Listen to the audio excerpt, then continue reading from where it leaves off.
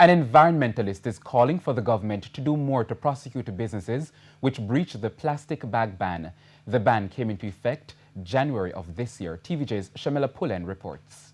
It's almost a year since the government introduced a ban on single-use plastic bags and plastic straws.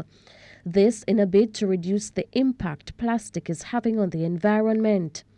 According to environmentalist Peter Espute, old habits seem hard to die as there are still persons refusing to adhere to the ban. In some places where I go to get my lunch, I still am served in styrofoam. When I go to some places to shop, I'm still, my goods are still put in single-use plastic bags. So I have no doubt that many places have implemented the ban, but I believe that it's not fully implemented.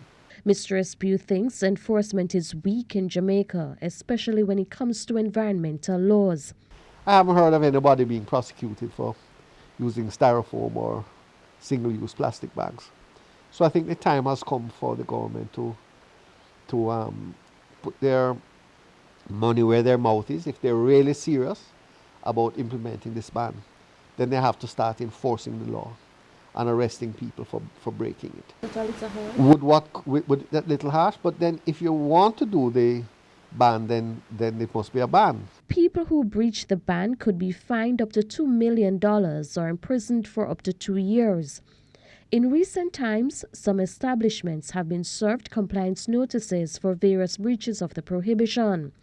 Mr. Espute reiterates the impact if the ban is not fully enforced.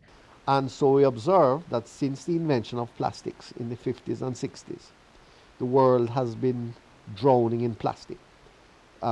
Garbage disposal facilities are just piling up with plastic. It's not sustainable. You couldn't live for another 100 years like this. We have to find a way to either reuse or recycle plastic or to do away with it altogether and go back to paper-based containers. Shamela Pullen, TVJ News.